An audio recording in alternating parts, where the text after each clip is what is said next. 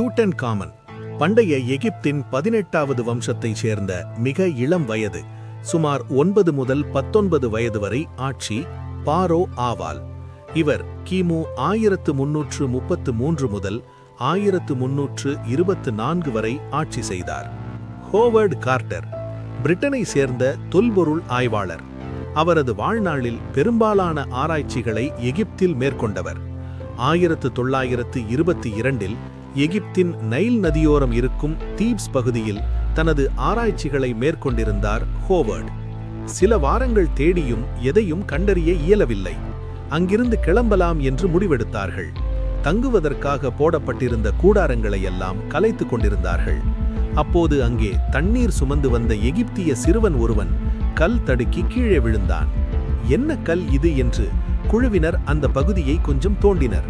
அது வெறும் கல் அல்ல, கீழே இறங்கிச் செல்லும் படிக்கட்டின் ஒரு பகுதி என்பதை கண்டுகொண்டனர். அந்த படிக்கட்டுகளை மேலும் தோண்டிய போது பழமையான எகிப்திய ஓவிய எழுத்துகள் கொண்ட கல்வெட்டு ஒன்றை கண்டார் ஹோவர்ட்.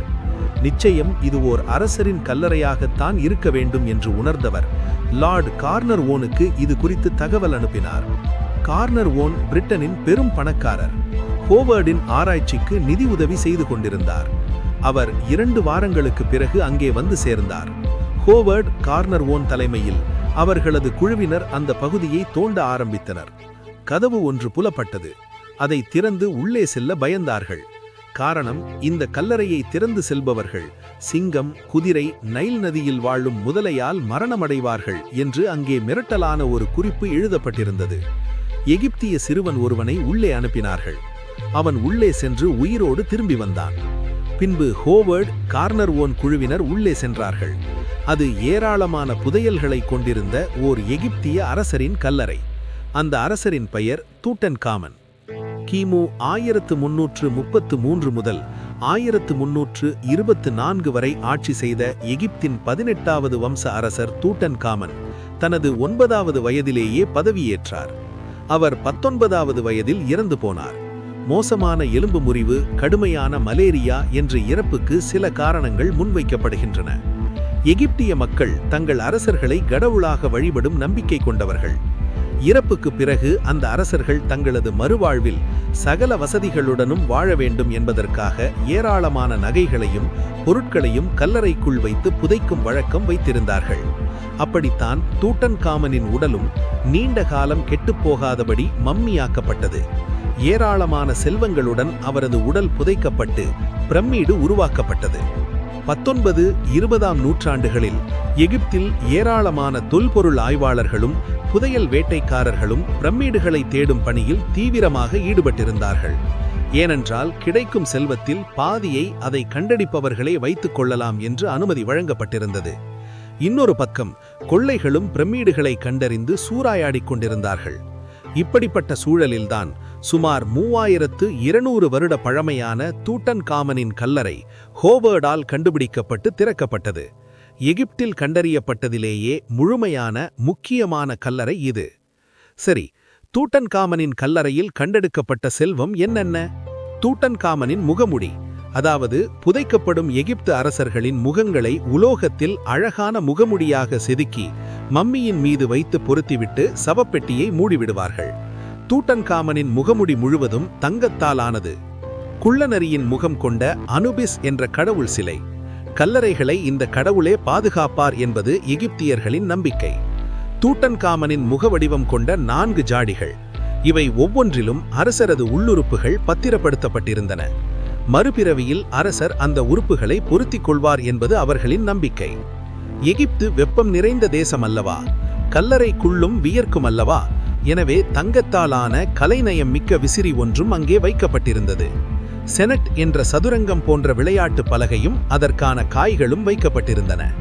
எகிப்தியர்கள் வலிமையின் அடையாளமாக கருதியதும் எகிப்திய அரசர்கள் விரும்பி வளர்த்த செல்ல பிராணியும் சிறுத்தைதான். டூட்டன்காமனின் கல்லறையில் தங்கத்தாலான சிறுத்தையின் தலை ஒன்று வைக்கப்பட்டிருந்தது. எகிப்தியர்கள் பூமராங் போன்ற வளைந்த கம்புகளை வைத்து பறவைகளை வேட்டையாடி வந்தார்கள். அவையும் கல்லறையில் இருந்தன. இந்த பிரபஞ்சத்தை, இந்த உலகத்தை, உயிர்களை, மனித இனத்தை எல்லாம் படைத்ததாக எகிப்தியர்கள் வழிபடும் நீலத் தொப்பி அணிந்த டாக் என்ற கடவுளின் சிலை அங்கே இருந்தது. வேறு சில கடவுள்களின் சிலைகளும் இருந்தன. அரசர் அமர்வதற்கு தங்கத்தாலான அரியணை ஒன்றும் நகர்வலம் செல்ல தங்கத்தாலான ரதம் ஒன்றும் வைக்கப்பட்டிருந்தன. பளிங்கு கல்லில் செதுக்கப்பட்ட அலங்கார வேலைப்பாடுகள் அமைந்த நறுமணத் திரவியம் நிரப்பும் ஜாடி ஒன்றும் இருந்தது. தூட்டன்காமனின் தங்கத்தாலான காலணி அங்கே வைக்கப்பட்டிருந்தது. தவிர அவரது கால் விரல்கள் ஒவ்வொன்றின் மீதும் தங்கத்தாலான அச்சுகள் பொருத்தப்பட்டிருந்தன. இவை தவிர ஓவியங்கள், கலைப்பொருட்கள், நகைகள், ஆயுதங்கள் போன்றவை கல்லறையில் கண்டெடுக்கப்பட்டன. ஆயுதங்களில் அலங்கார வேலைப்பாடுகள் அமைந்த 2 கத்திகள் இருந்தன. அதில் தூட்டன்காமனின் சவப்பெட்டியில் வைக்கப்பட்டிருந்த ஒரு கத்தி தனித்துவமாக தெரிந்தது. 35 சென்டிமீட்டர் நீளமாக இருந்த அந்த கத்தி நிக்கல், கோபால்ட் போன்ற உலோகங்களால் செய்யப்பட்டிருந்தது. விண்கலின் துண்டிலிருந்து அந்த கத்தி செய்யப்பட்டிருப்பதாக ஆய்வாளர்கள் சில வருடங்களுக்கு முன்பு கண்டுபிடித்துள்ளனர். இதை நிரூபிக்கும் விதமாக வானத்திலிருந்து உலோகம் வந்தது என்று எகிப்தியர்களின் பண்டைய நூல் ஒன்றில் குறிப்பும் காணப்படுகிறது.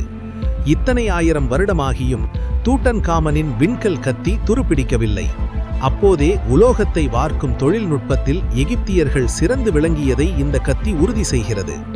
தூட்டன்காமன் கல்லறையில் எடுக்கப்பட்ட பொக்கிஷங்கள் பலவும் கைரோ நகர அருங்காட்சியகத்தில் வைக்கப்பட்டுள்ளன. சரி, உங்களுக்கு ஏலியன்கள் பிடிக்கும் என்றால் இறுதியாக ஒரு தகவல், நிரூபிக்கப்படாத தகவல்தான். எகிப்தியர்களுக்கும் ஏலியன்களுக்கும் தொடர்பு இருந்தது. வேற்று கிரகத்தில் இருந்து எகிப்துக்கு வந்த ஏலியன்களே அரசர் தூட்டன்காமனுக்கு அந்த கத்தியை பரிசாக வழங்கினர். இந்த காணொளி பிடித்திருந்தால் லைக், கமெண்ட், ஷேர். மறக்காம தனி ஒருவன் SK சேனலை சப்ஸ்கிரைப் பண்ணுங்க.